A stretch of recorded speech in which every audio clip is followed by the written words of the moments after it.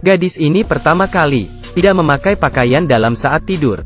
Saat dia hampir ketiduran, selimutnya ditarik seketika, sehingga kelihatan kedua kakinya.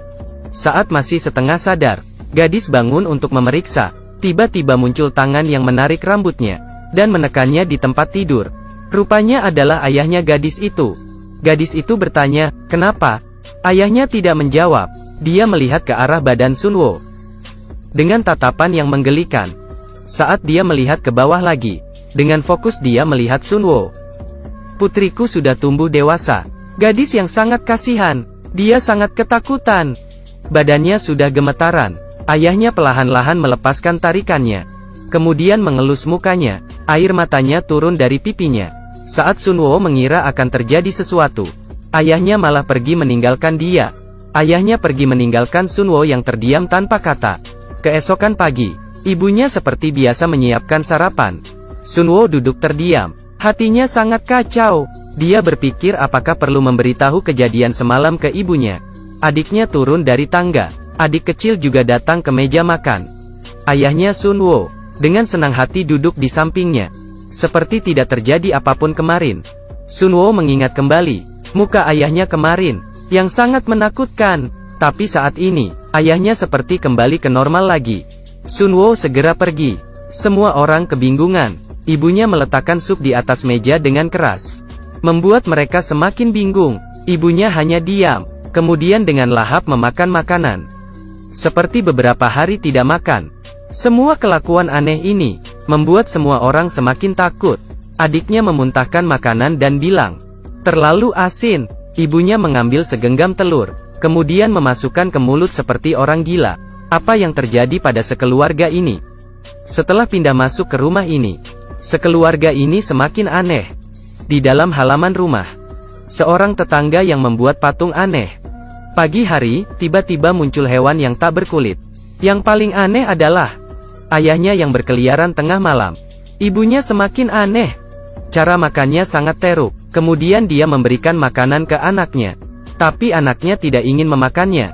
Setelah melihat ke ayahnya, ayahnya berkata, "Jika tidak ingin makan, maka tidak usah makan." Namun saat itu tatapan ibunya menjadi seram. Dia meletakkan makan di atas meja. Kemudian dia melempar piring-piring. Anak-anak ketakutan hingga gemetaran. Ibunya semakin emosi. Dia memukul meja dengan emosi, berteriak, "Kalian tidak tahu bersyukur?" Dia melihat anaknya dengan tatapan tajam. Anaknya ketakutan hingga menangis. Mereka tidak pernah berpikir, ini adalah awal mimpi buruk mereka. Gadis ini mandi dengan air hangat. Dirinya tidak tahu, saat dia menutup airnya, dan membersihkan embun di kaca. Kembarannya, membuat dia terkejut. Kembarannya meletakkan wajah di kaca. Rupanya hanya bercanda. Keduanya kembali ke kamar. Gadis itu memberitahu Hyunjo tentang kejadian kemarin, tentang ayahnya ke kamar dia. Namun Hyunjo tidak percaya. Dan saat itu juga, ayahnya masuk ke dalam kamar. Keduanya segera menghindar. Semua kata-kata tadi terdengar jelas oleh ayahnya. Saat dia lagi bertanya kepada kedua kakak beradik, tangannya masuk ke kotak pensil, kemudian mengambil pisau, dan mengeluarkan pisaunya. Ayahnya berjalan ke arah mereka. Saat dia ingin melepaskan serangan, berhasil dihentikan oleh Hyunjo. Hyunjo tidak percaya. Tiba-tiba ayahnya muncul di depan mereka, kemudian menarik rambut Hyunjo, dan menatap ke arah mereka berdua. Dengan sekali dorongan membuat Hyunjo terjatuh di bawah, dan mengenai injakan tangga, hingga dia pingsan. Sunwo melihat Hyunjo. Dia langsung membalikan badan, dan melihat ke arah ayahnya, dengan merangkak, lalu mulai berlari. Sambil berlari dia berbalik kembali untuk melihat. Namun ayahnya tidak mengejarnya, tapi ayahnya pergi ke gudang, dan mengambil sebuah palu tua, dan kembali ke ruang tamu. Saat itu juga, Sunwo kembali sadar, tak melihat ayahnya dan adiknya. Sunwo segera mencari mereka. Tiba-tiba, dia merasa ada orang di belakang. Perlahan-lahan dia membalikkan badan. Saat ayahnya mengangkat palu dan akan memukulnya, teriakan Hyunjo menyelamatkannya. Dengan menggunakan wajan, dia memukul kepala ayahnya. Namun ayahnya tidak terluka sama sekali. Ayahnya mengangkat tangannya. Palunya mengenai pintu kamar, ditarik, dan berhenti. Kemudian, Dari bawah terdengar suara yang sama dengan ayahnya. Ayah asli sudah kembali. Pria ini meletakkan palu, dan kembali ke kamar. Pria yang sama persis, dari bawah naik ke atas dengan kebingungan. Melihat kedua putrinya, yang bersembunyi ketakutan. Kakinya menginjak palu, dan melihat ke arah pintu kamar yang rusak. Lalu berkata, "Kalian bertengkar?" Kedua orang tidak berani menjawab pertanyaan ayahnya. Saat itu, adiknya yang masih kecil keluar dari kamar. Saat Sun Wo menyuruhnya segera pergi, tiba-tiba tangan wanita keluar, dan mengambil palu itu. Adiknya melihat itu. Ayahnya berbalik badan, melihat istrinya yang sedikit aneh. Istrinya tidak mengeluarkan suara. Perlahan-lahan dia mendekat. Kemudian, langsung mulai memukul. Pukulan kedua, pukulan ketiga. Semuanya gagal mengenai suaminya. Sekeluarga ini ketakutan. Istrinya melihat ke arah kedua putrinya. Kemudian mengangkat palunya, dan memukulnya. Beberapa pukul mendarat di mereka. Tanpa pikir panjang, ayahnya memeluk ibunya. Tapi dia langsung didorong. Ibunya mengeluarkan senyuman yang aneh. Melihat sekeluarga ini, dia menyimpan senyumannya, dan segera pergi. Kakinya menginjak kaca, dan melewait kakinya. Kemudian ditarik keluar lagi, seperti tidak merasakan sakit. Kemudian dia masuk ke kamar. Tiba-tiba, dari bawah terdengar suara istrinya. Dengan menutup mulutnya, dia naik ke atas dengan terkejut. Pria itu kembali melihat ke arah kamar. Siapa orang yang tadi? Tapi, dia masih sangat takut dengan istrinya. Kemudian dia membuka pintu kamar itu. Dalamnya tidak ada orang sama sekali. Tapi, palau yang bercak darah ada di atas lantai. Palau yang bercak darah ada di atas lantai. Terlihat oleh pria itu. Ibunya mendekati kedua putrinya. Namun putrinya ketakutan, dan segera menghindar. Keesokan hari, pria itu menelpon adiknya, agar dia membantu menyelesaikan masalah itu. Pada sore hari itu, adik yang bekerja sebagai pastor, datang ke rumah abangnya. Dia sempat bilang ke abangnya, tentang apa yang dia lihat. Tapi abangnya tidak percaya, sehingga membuat hubungan mereka semakin jauh. Malam itu, sekeluarga memutuskan untuk tidur bersama. Tengah malam, adik kecil terbangun karena kebelet pipis. Dia tidak mengganggu orang lain. Anak bungsu yang polos ini, saat dia sendiri masuk ke toilet, bayangan anak kecil yang sama persis melewatinya. Benar saja, semua anak bungsu di dunia ini sama saja. Anak itu mengangkat pisau, dan mengeluarkan senyuman aneh. Mengangkat, dan berhenti. Anak itu tidak membunuh pastor. Seperti dihentikan oleh sesuatu. Pastor kemudian membuka matanya. Dengan begini, karena keberadaannya, sekeluarga melewati malam itu dengan aman. Keesokan hari, pastor mengatakan, bahwa dirinya tidak sanggup menyelesaikan masalah itu. Dia menelpon ketua pastor. Semua orang segera membahas kejadian yang terjadi pada keluarga itu. Mereka merencanakan penangkapan roh. Ketua pastor ini sangat hebat. Pengikutnya sangat banyak. Siang itu ketua pastor langsung menghampiri mereka.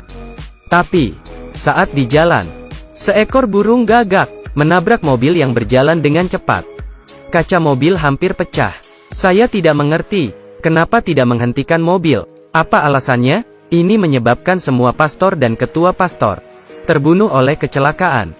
Saat itu juga, pria mengikat kedua tangan dan kaki putrinya di atas tempat tidur. Ibunya tidak tega, tapi tidak ada cara lain. Mereka harus menunggu kedatangan rombongan ketua pastor. Tengah malam, pastor kembali ke rumah. Badannya penuh dengan darah. Dia membawa kabar yang sangat buruk. Rombongan ketua pastor, semuanya mati kecelakaan. Segala hal nanti harus diselesaikan mereka sendiri. Melihat sepupu yang sangat kesakitan, pastor harus melakukan sesuatu. Tapi, dia benar-benar penakut. Karena terakhir kali dia menyinggung roh jahat, mengakibatkan keluarganya semuanya terbunuh. Dia takut kejadian itu terulang lagi. Jika kehilangan keluarga abangnya lagi, maka dia akan menyesal seumur hidup. Abangnya melutut dan memohonnya, agar dia bisa melakukan sesuatu. Mereka harus mencoba sekali. Depan belakang semuanya kematian. Pastor menyalakan lilin, menebarkan air suci. Saat Sun Wo mengenai air suci itu, merasa sangat kesakitan. Sangat kesakitan. Kemudian dia menangis, dan tidak tahu apa yang terjadi. Salib diletakkan di atas tubuh Sun Wo. Sun Wo tidak ada refleks. Tapi, adegan sebenarnya baru saja dimulai. Gadis ini diikat di tempat tidur. Dia sangat ketakutan. Pastor sambil menyambuk. Sunwo sangat kesakitan, hingga terus berteriak. Keluarga yang melihat itu sangat sedih, dan sangat sakit hati. Dia berteriak, kenapa? Kenapa harus begitu menyiksanya? Pastor bertanya ke ayahnya. Apakah masih terus dipukul? Ayahnya membulatkan hati, dan mendekati Sunwo. Dengan lembut dia menekannya, dan melepaskan ikatan. Sunwo terus menangis. Pastor mengeluarkan salib, dan meletakkannya di atas badan Sunwo. Disertai dengan tangisan gadis itu. Cambuk kedua dipukulkan. Sakit. Cambuk ketiga dipukulkan. Masih sangat sakit. Cambuk keempat membuatnya hampir mati. Cambuk kelima, cambuk keenam dipukul ke badan Sunwo. Tapi sakitnya di hati ayahnya. Pastor mengganti cambuknya, dan terus mencambuk. Gadis itu kesakitan hampir kehilangan rasa. Saat dia membalikan kepalanya, cambuk mengenai mukanya. Saat itu juga, agensi bergegas ke lokasi kecelakaan. Saat mereka menyelamatkan rombongan ketua pastor, tiba-tiba terjadi ledakan. Hal yang aneh adalah, pastor itu juga dalam rombongan itu, dan sudah pingsan sangat lama. Di sisi lain, Sunwo sudah hampir mati dicambuk. Jika mereka tahu bahwa pastor ini adalah dari roh jahat, akan ada cerita seperti apa? Pastor masih terus mencambuk dengan keras ke badan Sunwo. Ibunya tidak tahan lagi. Pengusiran setan macam apa ini? Ini adalah pembunuhan. Dia langsung menghentikan pastor itu. Melihat ke arah suaminya, dia berkata, kita tidak buat lagi. Biarkan kita sekeluarga mati dengan tenang. Tapi, ayahnya juga sangat bingung. Sekeluarga ini sangat ketakutan, juga tidak tega. Pria itu mendorong istrinya, kemudian menyuruh pastor terus mencambuk. Tiba-tiba suara terdengar di telinga pria itu. Kau adalah penakut. Kalian salah pukul orang. Pria itu seperti mengerti sesuatu. Perlahan-lahan dia bangun, kemudian mencekik istrinya. Dengan kuat, pastor mengeluarkan senyuman yang aneh. Anak kecil ini ketakutan. Istrinya mengambil gelas, dan memukul ke kepala suaminya. Pria itu mendorong istrinya ke dinding hingga pingsan. Melihat istrinya yang penuh darah, dia sepertinya mengerti sesuatu. Kemudian dia berbalik arah. Adiknya mengeluarkan senyuman yang lebih aneh. Pria itu menyerang ke roh jahat itu, tapi langsung dipukul hingga terjatuh. Pada saat roh jahat itu akan membunuh pria itu, adik yang asli datang tepat waktu. Dia membacakan mantra, dan berhasil menyelamatkan keluarga ini. Sunwo yang sekarat, pelan-pelan jalan mendekat ayahnya, dan berkata, kenapa memukul saya begitu lama? Apakah saya bukan putrimu? Saat itu juga, pastor mengeluarkan cermin. Sunwo akhirnya mengeluarkan wajah aslinya. Pastor memutuskan untuk membawa roh itu di dalam tubuhnya, bersama dengan roh jahat, pergi ke surga, dan dihukum. Lambang imannya jatuh ke atas lantai. Ini adalah kali pertama dia berpisah dengan lambang imannya.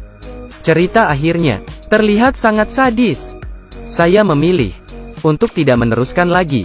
Pasti berhasil mengalahkan roh jahat dengan imamnya. Film pengusiran roh Korea ini sangatlah jago dalam pembuatan filmnya. Jika kalian tertarik, bisa coba menontonnya. Terima kasih sudah menonton. Sampai ketemu lagi.